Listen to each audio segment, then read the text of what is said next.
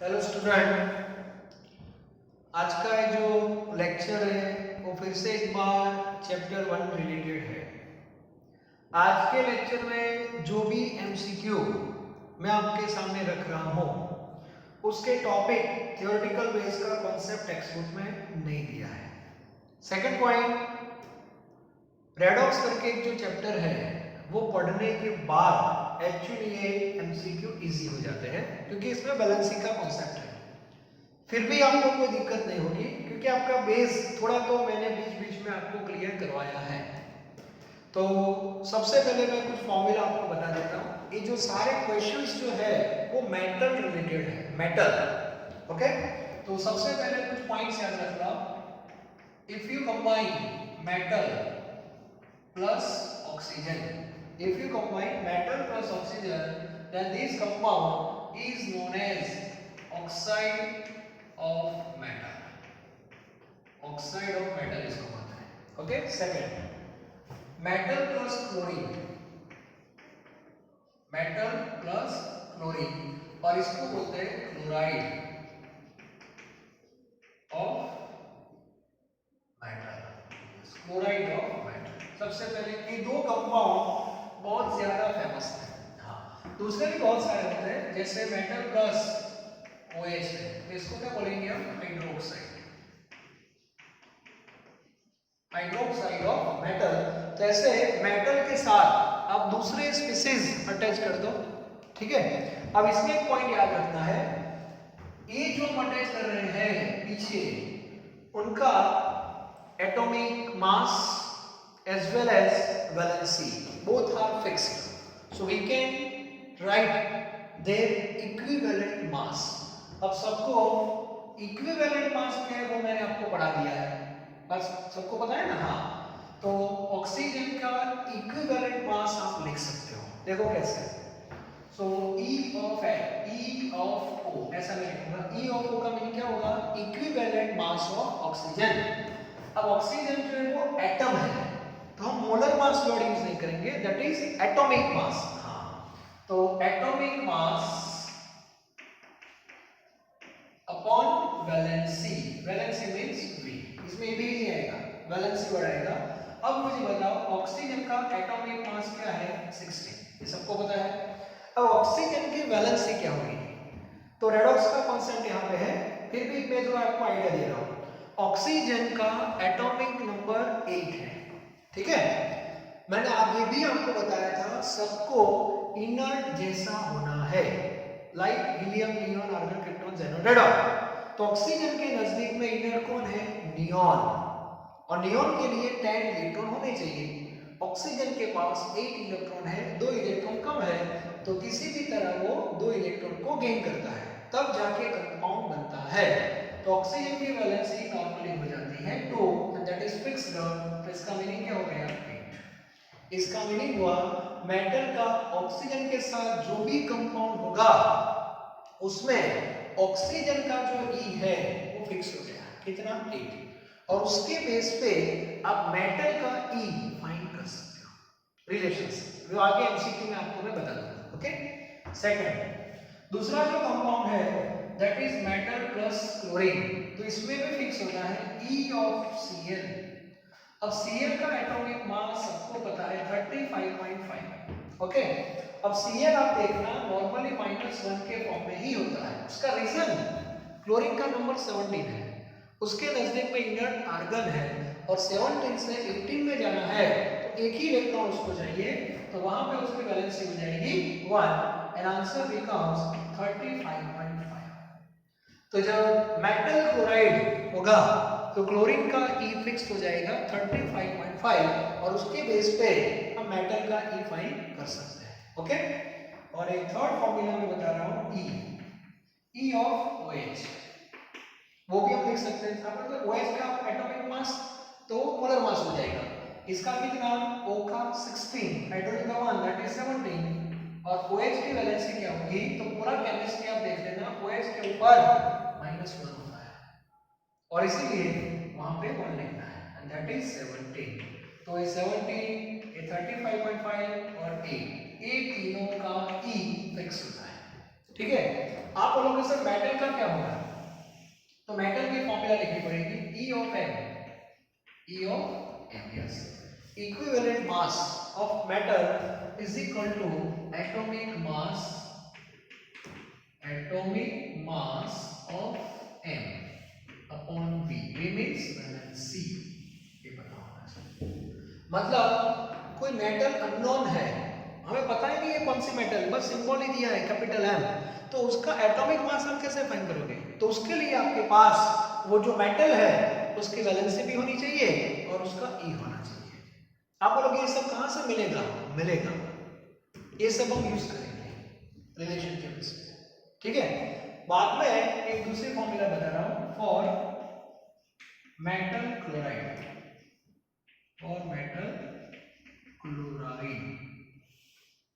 Metal chloride के बारे में है।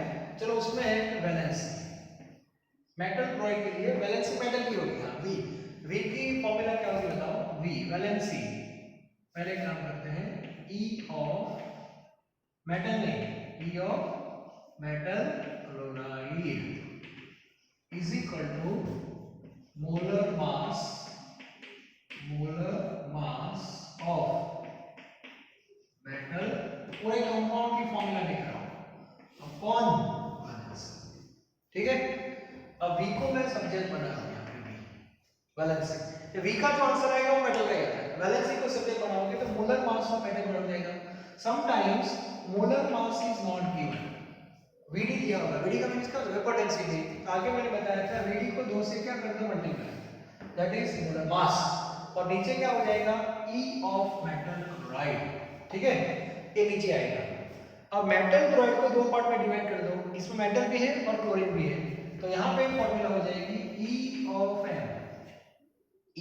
M plus E of Cl, और एक फॉर्मूला से हम मेटल जो है उसकी वैलेंसी भी फाइंड कर सकते हैं, तो ये सब डेटा आपको मिल जाएगा, ये फिक्स है 35.5। तो सारी फॉर्मूला अभी आप ये लेवल पे याद रख लो, एक बार देख लो कि हाँ है कुछ नहीं, हमारी जो फॉर्मूला थी E की उसको ही मैंने अप्लाई कर दिया है। आगे हम कंपाउंड के बेस पे यूज करते थे, एक एटम के बेस पे यूज करते हैं और कुछ नहीं, मोलर मास की जगह एटॉमिक मास, कंपाउंड है तो मोलर मास, क्लियर। तो सबसे पहले ये कॉन्सेप्ट आपका क्लियर होना चाहिए। चलो अब आगे बढ़ते हैं, ये सब लिख लेना एक बार।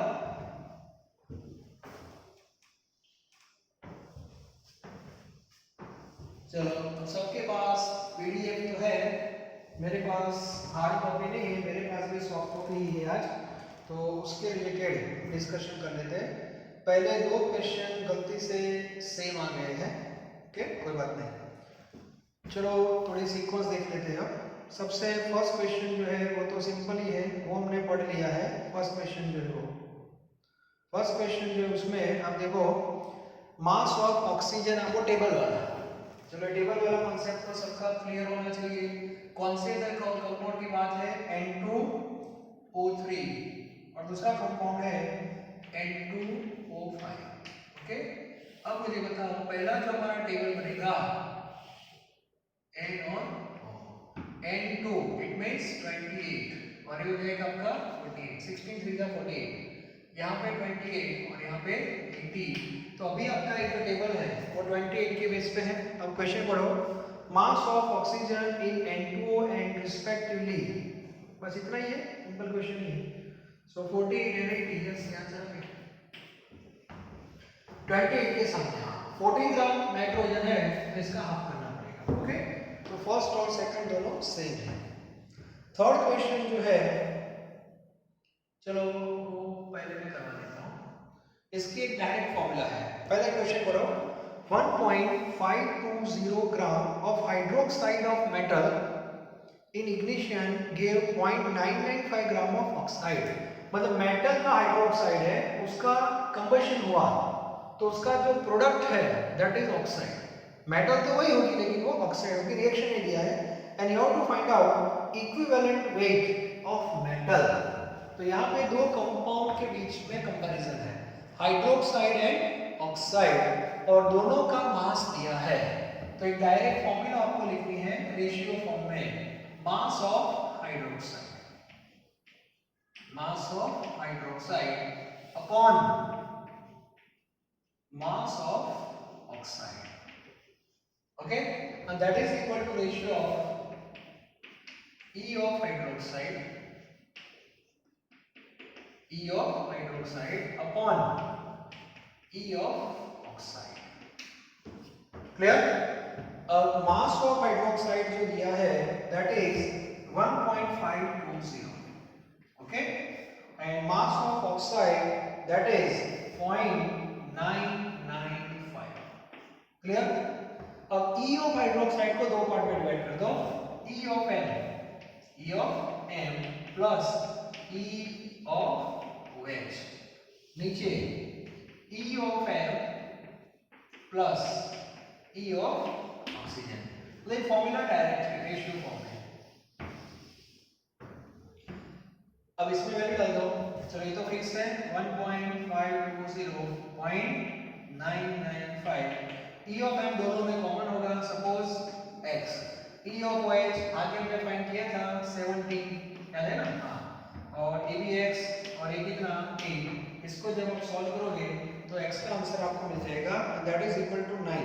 अप्रोक्सीमेट 9 आंसर आ रहा है. तो इसका मीनिंग हुआ आपका आंसर आएगा 9, मतलब डी ऑप्शन रहेगा. तो ये थोड़ा एक बार देखिए. ओके, ये फॉर्मूला डायरेक्ट आपको अप्लाई करनी है. अब मुझे बोलते ऐसा थियरी में तो नहीं, लेकिन थोड़ा एक बार मैं फॉर्मूला कुछ दे रहा हूं तो वो आपको पता होना चाहिए. ओके, डिवाइड कर दिया कुछ नहीं. According to which law different proportion of oxygen exists in oxide of nitrogen.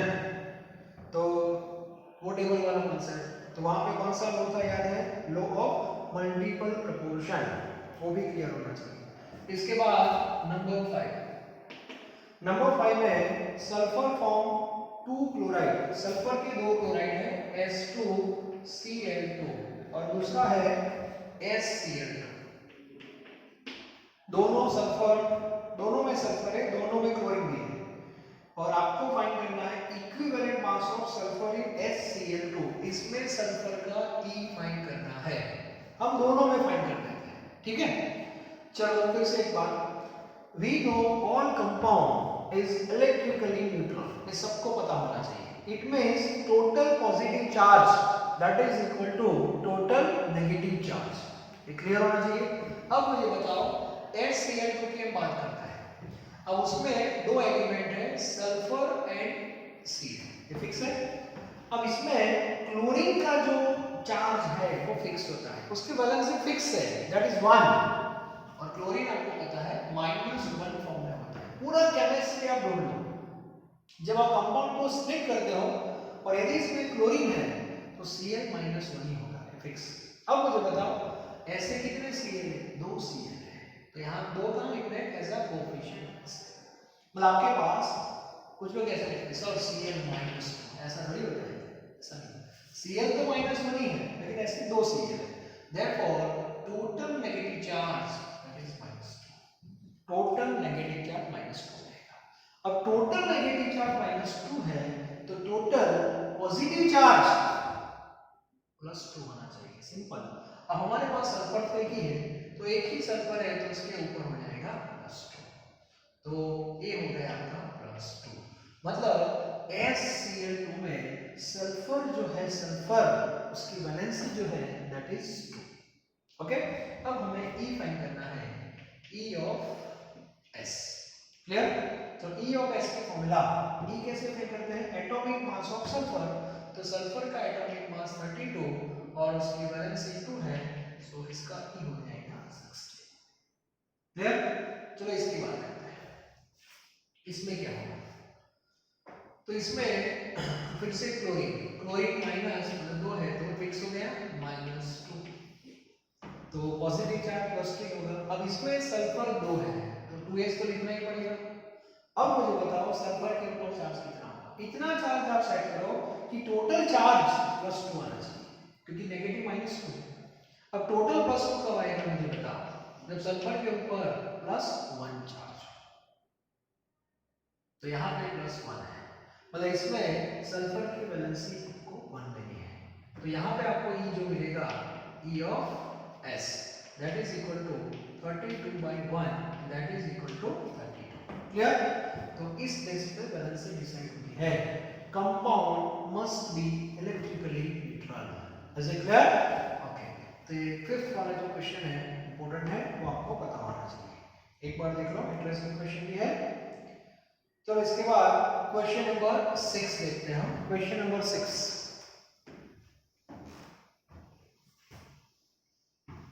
जैसे जैसे आप केमिस्ट्री पढ़ोगे ना, वैसे वैसे वैलेंसी अपने आप सेट हो जाएगी. आप NaCl लिखते हो तो इसका मीनिंग क्या होगा? जितना Na प्लस है उतना ही Cl माइनस है. Then and then +1 -1 that is 0. तभी तो रिजल्टेंट चार्ज 0 आता है. ओके. ऑल कंपाउंड इलेक्ट्रिकली क्या होते हैं? न्यूट्रल होते हैं. आपको पता होना चाहिए. Okay. Now question number 6.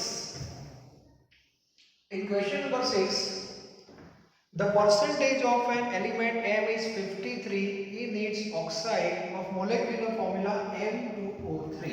Okay? मतलब आपके पास एक फॉर्मूला आ गई M2O3. उसमें जो मेटल है इसके परसेंटेज आपको दिए हैं. मेटल के परसेंटेज दिए हैं 53. तो मुझे बताओ कि परसेंटेज दे दिए 53, तो ऑक्सीजन के परसेंटेज कितने हो जाएंगे? 47. क्लियर? चलो अब हमें फाइंड क्या करना है? परसेंटेज दोनों क्या गए. अब हमें फाइंड करना है atomic mass of metal. Atomic mass, ये जो मेटल है उसका atomic mass. Atomic mass of.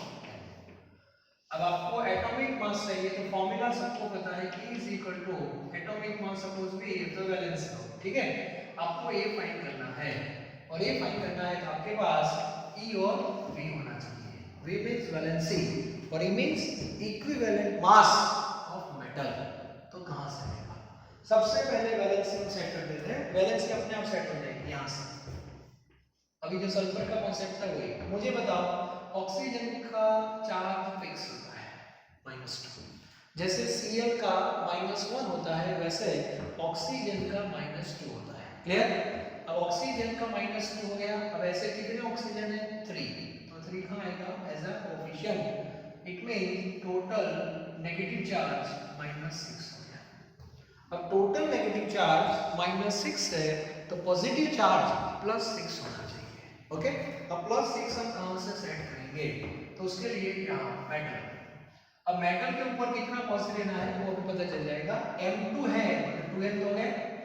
अब यहां पे मैं कितना प्लस लिखूं तो +6 हो जाए. Simple. +3. Okay.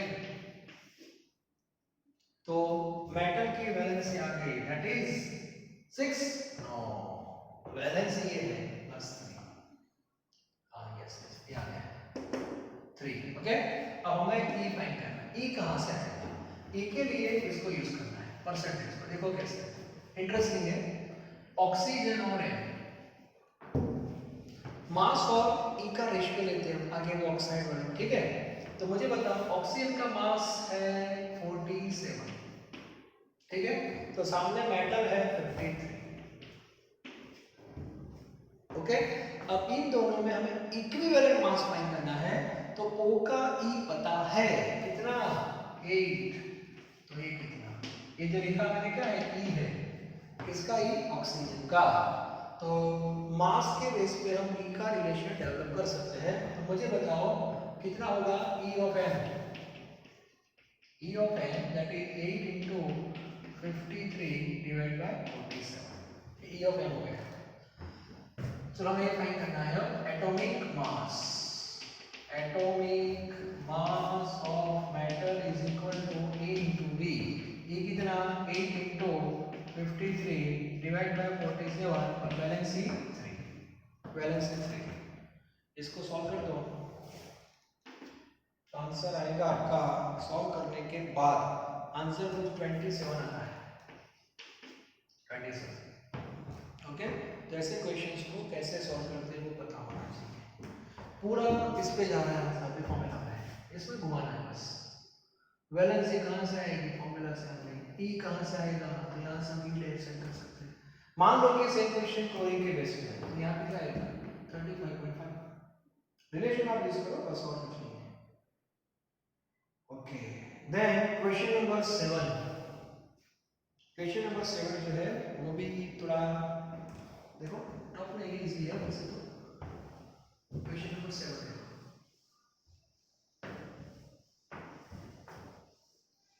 Now see question number 7। In question number 7, metal M of equivalent mass E form an oxide of molecular formula MXOY। The formula जो है that is MXOY, ये formula दे दी है। इसका equivalent mass E है, वो सबको पता है, और आपको atomic mass की formula डेवलप करनी है, atomic mass की formula।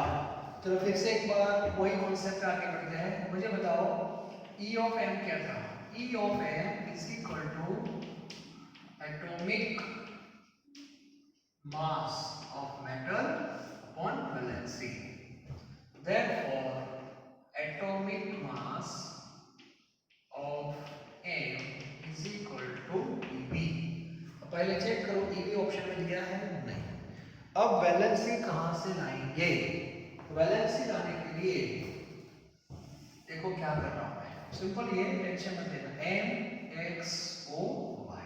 ओके, चलो मुझे बताओ ऑक्सीजन का चार्ज फिक्स होता है -2 और उसके नंबर कितने हैं 1।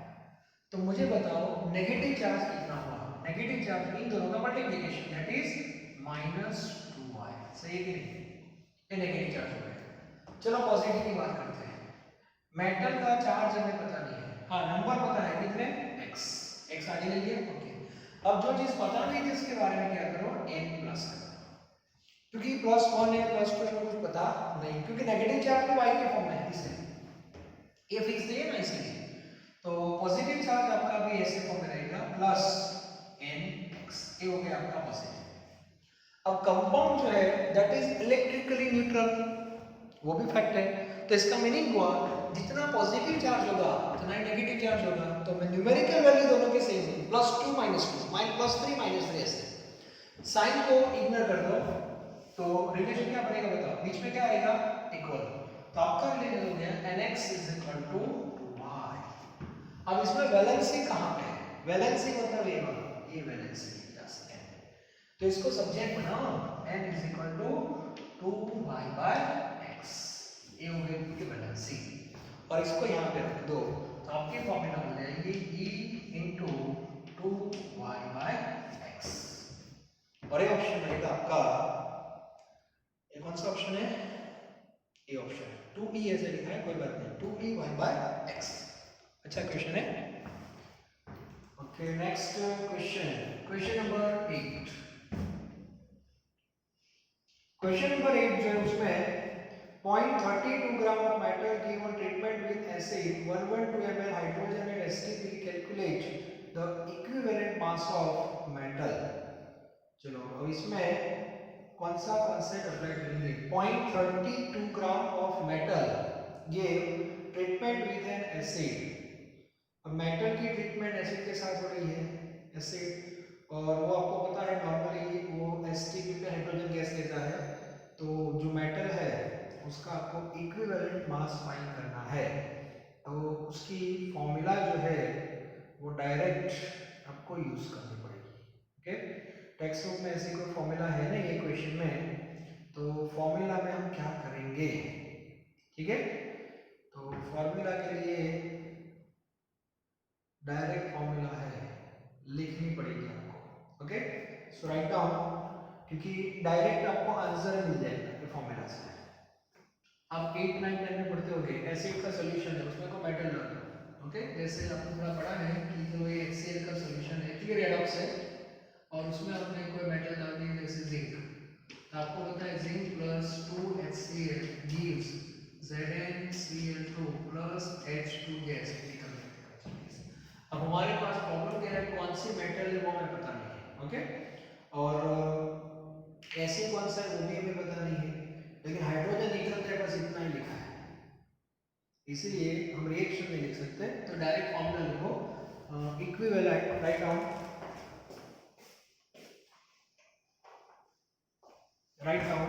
Equivalent mass,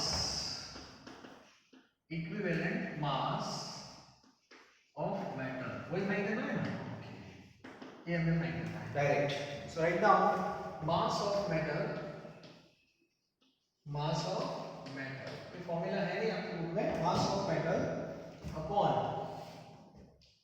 volume, volume of H2, volume of H2 in ml और इनटू क्या कर दो 1120 ml में दिया है 1120 एक रिलेशन है 112 ml वॉल्यूम इन ml 1120 डायरेक्ट रिलेशन है. अब इससे पहले जो mass of matter that is given, mass of metal कितना है 0.32 11200 फिक्स वैल्यू है. Volume of H2 that is 112 तो आपका जो आंसर है वो 32 आएगा.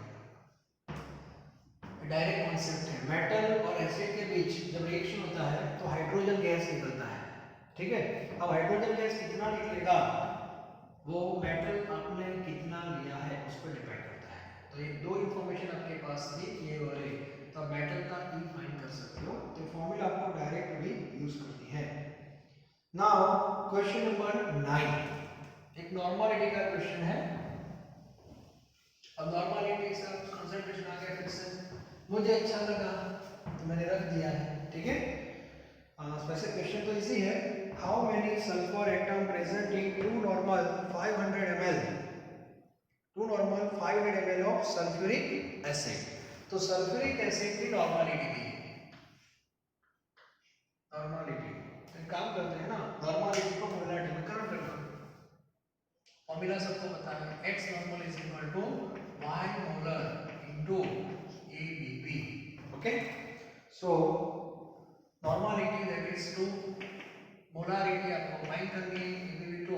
तो सल्फ्यूरिक एसिड की मोलरिटी हो जाएगी 1. अब सल्फ्यूरिक एसिड 1 मोलर फिक्स हो गया. अब उसमें पता है किसके एटम की बात हो रही है किसके एटम की बात है. How many sulphur atom present in 2 normal sulphuric acid. Molarity तो आ गई और वॉल्यूम 500 ml है. ओके, कोई बात नहीं, मोलरिटी हो गई. Okay, now molarity is equal to mole upon volume. Volume किस में लेना है, लीटर में. मोलरिटी 1 n आपको फाइंड करना है. वॉल्यूम दिया है 500 ml मतलब 0.5 लीटर.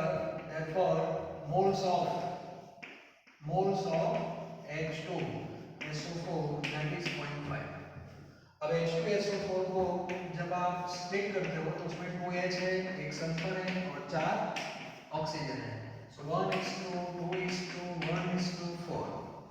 तो यहाँ पे आपका 0.5 है, तो सल्फर के मोल कितने होंगे 0.5 के 1:1 है. तो 0.5 मोल सल्फ्यूरिक एसिड है, तो moles of sulphur that is also moles of sulphur also 0.5. और आपको पूछा है उसके एटम तो उसको मल्टीप्लाई कर दो इनटू 6.022 इनटू 10⁻23. तो हाफ हो जाएगा. तो आपका जो आंसर है वो डी हो जाएगा. क्वेश्चन और के एग्जाम में था इसलिए मुझे अच्छा लगा रख दिया है. ओके, और क्वेश्चन नंबर 10 जो है वो आपको टाइम कंज्यूम तो रहेगा थोड़ा, लेकिन स्टोइकियोमेट्री का है. एक बार देख लो, ट्रू और फॉल्स में आंसर देना है और आपको रिएक्शन दे दिया है. तो कौन से स्टेटमेंट सही है और कौन से गलत है वो आपको चेक करने हैं with the help of stoichiometry. Okay, so see the last question. CH4 plus 2O2 gives CO2 plus 2H2. सबसे पहले क्या करेंगे, मोल प्रोपोर्शन लिख देते हैं. चलो 1:2, 2:2, 1:2, इसको बोलते हैं मोल. अब जो कुछ डेटा मुझे दिखाई दे रहा है उससे हम मास भी कन्वर्ट कर देते हैं. चलो, इसका मास कितना होगा, 1 मोल है तो 1 मोल है तो एटम मोलर मास 16 ग्राम होगा ना. ये 2 मोल ऑक्सीजन है, 1 मोल ऑक्सीजन का होता है 32, 2 मोल का होता है 64 ग्राम. CO2 1 मोल है तो ये हो जाएगा आपका 44 ग्राम और ये हो जाएगा 1 मोल का 18 है तो 36 ग्राम. कंजर्वेशन ऑफ मास एक बार चेक कर लो. LHS is equal to RHS होना चाहिए. देखो तो एडिशन 80 हो गया. क्लियर. तो ये पहले माइंड में सेट कर देना. और और ए मास है, ऊपर मोल है। वॉल्यूम भी लिख सकते हो, लेकिन वॉल्यूम के लिए ए गैस होना चाहिए, ए बी गैस है, ए बी गैस है, ये सब गैस ही है। तो वॉल्यूम भी हम लिख सकते हैं एससीबी में। इसका वॉल्यूम हो जाएगा 1 मोल है ना, 22.4 लीटर। इसका हो जाएगा 44.8 लीटर। इसका हो जाएगा 22.4 लीटर और इसका हो जाएगा 44.8 लीटर। ये सब लिख दो बेटा, ठीक है। और बाद में मतलब इतना तो इतना में कितना वो हेल्प करेगा आपको चेक करने में। चलो मुझे बताओ 64 gram O2 is used then 44 gram CO2 is form. O2 आपने 64 यूज किया, ये रहा O2, तो 44 ग्राम मिलेगा, ये रहा। मतलब ऑप्शन ए जो है वो करेक्ट है। चलो 8 gram methane react to form 36 gram product. Methane कितना यूज करना है? 8 ग्राम। मीथेन 8 ग्राम, मीथेन आप 1 ग्राम यूज करोगे तो प्रोडक्ट 36 मिलेगी। गलत, 36 क्या मेंशन ही किया ऊपर, लेकिन 1 ग्राम में इसका हाफ करना पड़ेगा, तो ये सब हाफ थोड़ी हो जाएगा, ये नहीं होगा। 22 gram of CO2, 22 gram of CO2 इसका half, okay. 22 gram of CO2 form from 3.0 molecules of methane, मतलब हाफ है कि नहीं? देखो 44 है तो 1 मोल है, 44 के लिए 1 मोल लिख सकते हो ना, हाँ। तो ये 22 कर दो गया, तो ये हो जाएगा 0.5, और 0.5 का आधा सही है, तो थर्ड स्टेटमेंट भी सही है। और O2 आपको यूज हुआ 22.4 लीटर, ये रहा O2 20, इसका हाफ यूज हुआ, इसका हाफ यूज होगा तो CO2 कितना मिलेगा? हाफ मिलेगा, इसका हाफ 11.2, ये सही है, तेरी सही है। मतलब फर्स्ट 3 और 4 तीन सही है, बस इतना होना चाहिए। तो यहाँ पे हमारा चैप्टर 1 है वो कंप्लीट हो गया ऑलमोस्ट, ठीक है। एमसीक्यू बेस में भी ये पूरा चैप्टर हमारा कंप्लीट हो गया है। अब हम आगे बढ़ेंगे चैप्टर 2 के साथ साथ। तो सारे क्वेश्चंस आपके लिए नए थे वैसे तो, फिर भी एक बार एमसीक्यू है, उसका कोई लिमिटेशन नहीं है। कॉन्सेप्ट आपका क्लियर होना चाहिए, फॉर्मूला पता होने चाहिए और मैक्सिमम प्रैक्टिस करनी पड़ती है। हाँ, ऐसे मैं ऐसा किया था। अब सोचो इंजीनियरिंग के एग्जाम 12th के बाद है, अभी तो आप 11th में हो, इनिशियल लेवल पे भी वर्क कर रहे हो, ऐसा ध्यान रखना है। कैसे रखोगे आपको सोचना है, ठीक है। Thank you very very much.